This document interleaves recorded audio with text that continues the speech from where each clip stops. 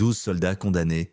Son hadith brise l'ordre. Le soleil brûlant du désert irakien transformait l'horizon en une mer de mirages ondulants, mais le capitaine Amara Dubois ne voyait que la mort qui attendait en bas. Elle serrait les commandes de son hadith Thunderbolt 2, surnommé Faucon silencieux par ses camarades. Ses mains tremblaient légèrement, non pas de peur mais de colère contenue. La radio grésillait dans son casque avec des voix désespérées. « Mayday, Mayday, équipe Bravo encerclée !» Demandons support aérien immédiat. Le commandant Morrison avait été clair. Aucune mission non autorisée, capitaine Dubois. Mais Amara connaissait ces voix à la radio. C'étaient les hommes de l'équipe des forces spéciales qu'elle avait rencontrés la semaine précédente. Le sergent Williams, un homme aux yeux bleus perçants et au sourire facile, qui parlait toujours de sa fille de 8 ans, qu'il attendait au Texas. Il avait montré à Amara une photo froissée de la petite Emma tenant un dessin d'avion de guerre. « Elle veut devenir pilote, comme vous », avait-il dit avec fierté. Maintenant, Williams et son équipe étaient pris au piège dans une vallée rocheuse, encerclée par des insurgés lourdement armés. Amara ferma les yeux un instant, se souvenant de son passé dans l'unité Kraken. Cette unité d'opération spéciale classifiée où avait marqué son âme de cicatrices invisibles. Elle avait demandé sa mutation vers les opérations conventionnelles pour échapper aux fantômes de ses missions secrètes. Mais aujourd'hui, ces fantômes la rattrapaient. La voix de Williams résonna à nouveau dans la radio, plus faible cette fois. « Nous avons 3 blessés. Les munitions s'épuisent. Quelqu'un peut-il nous aider ?» Amara regarda vers la base aérienne au loin. Les procédures pénales militaires étaient d'eau claire. Attendre l'autorisation, suivre la chaîne de commandement, respecter les ordres. Mais les procédures ne sauvaient pas des vies. Elle pensa à Emma Williams qui ne reverrait peut-être jamais son père. Ses doigts se crispèrent sur le manche à balai. « Pardonnez-moi, commandant », murmura-t-elle dans le vide de son cockpit. Amara poussa les gaz à fond et dirigea son hadith vers les coordonnées de détresse. Le rugissement des moteurs résonnait comme un cri de guerre dans le ciel désertique. En approchant de la zone de combat, elle vit la situation désespérée de l'équipe Bravo. 12 hommes retranchés derrière des rochers, encerclés par au moins 50 insurgés. Les balles traçantes zébrèrent l'air comme des étoiles filantes mortelles. Amara activa son système de visée et localisa les positions ennemies. Son canon GAU-8 Avenger était prêt à cracher ses obus de 30 mm. « Équipe Bravo, ici Faucon silencieux, je vois votre position. Restez à couvert. » La voix de Williams explosa de soulagement dans la radio. « Faucon silencieux, Dieu merci, nous avons des ennemis sur 3 flancs. » Amara plongea vers le sol, son hadith rugissant comme un dragon mécanique. Le premier passage fut dévastateur, le canon Avenger cracha sa mort métallique, pulvérisant les positions ennemies à l'est. Les insurgés, surpris par cette intervention non prévue, tentèrent de se disperser. Mais Amara était implacable. Elle remonta en chandelle, vira serré et replongea pour un second passage.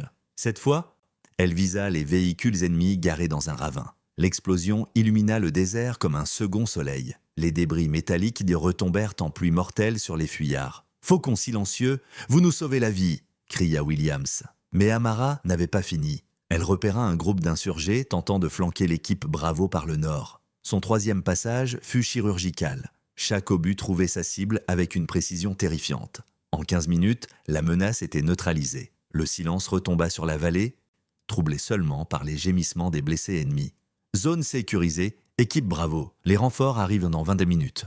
Amara remonta vers l'altitude de croisière, son cœur battant encore la chamade. Elle savait qu'elle venait de signer sa propre condamnation militaire. Désobéir aux ordres directs était un crime grave dans l'armée.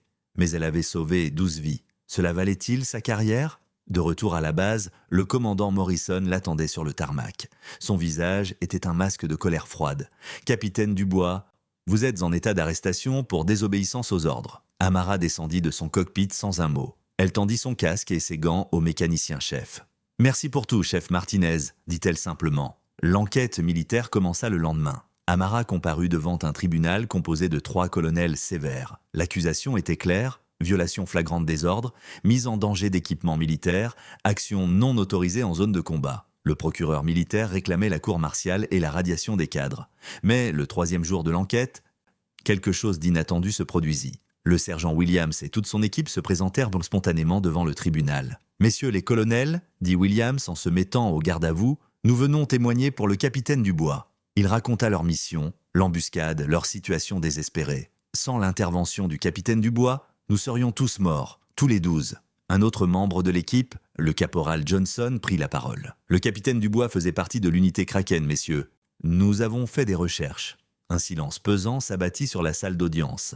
L'unité Kraken était légendaire dans les cercles militaires. Ses membres étaient en détriés sur le volet pour des missions impossibles. Williams continua. Elle a quitté cette unité d'élite pour servir dans l'aviation conventionnelle.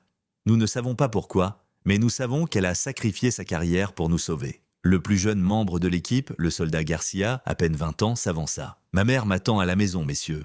Grâce au capitaine Dubois, je pourrai la revoir. » Un à un, les 12 hommes témoignèrent. Ils racontèrent comment Amara avait risqué sa vie et sa carrière pour eux, comment elle avait transformé une défaite certaine en victoire éclatante. Le colonel président du tribunal, un homme aux cheveux blancs et aux nombreuses décorations, écouta en silence. Finalement, il leva la main pour faire taire l'assemblée. « Capitaine Dubois, levez-vous !» Amara se dressa, le dos droit, prête à accepter son châtiment. « Votre action était techniquement une violation des ordres, » dit le colonel. « Cependant, elle a sauvé 12 vies américaines et neutralisé une menace significative pour nos forces. » Il marqua une pause, pesant ses mots. « Après délibération, ce tribunal décide de classer l'affaire sans suite. Vous reprenez du service immédiatement, capitaine ?» La salle explosa en applaudissements. Williams et son équipe entourèrent Amara, la serrant dans leurs bras. Mais Amara savait que cette victoire avait un prix. Sa désobéissance, même justifiée, resterait dans son dossier. Elle ne serait jamais promue au-delà de son grade actuel. Sa carrière militaire avait atteint son plafond.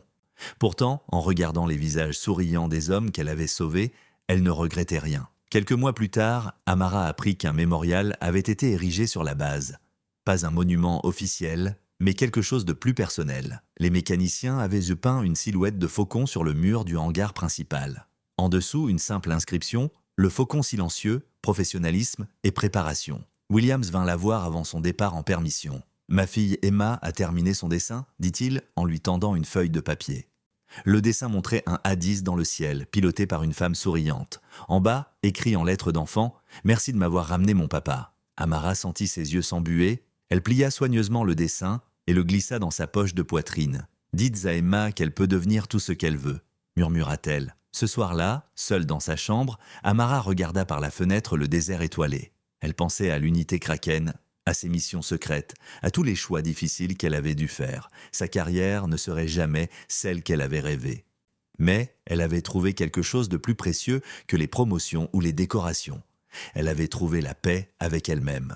Le lendemain matin, Amara remonta dans son A10. Le soleil se levait sur l'horizon désertique peignant le ciel de couleur dorée. Elle ajusta son casque et vérifia ses instruments. « Faucon silencieux, prêt pour décollage », annonça-t-elle à la tour de contrôle. En s'élevant dans le ciel, elle aperçut le mémorial peint sur le hangar. Un sourire discret étira ses lèvres. Parfois, les vraies victoires ne se mesuraient pas en médailles ou en promotion. Parfois, elles se mesuraient simplement en vie sauvée et en conscience tranquille. Le faucon silencieux continua sa patrouille, veillant sur ses camarades d'en bas. Et dans le désert, sa légende grandissait doucement, portée par le respect et la gratitude de ceux qu'elle protégeait.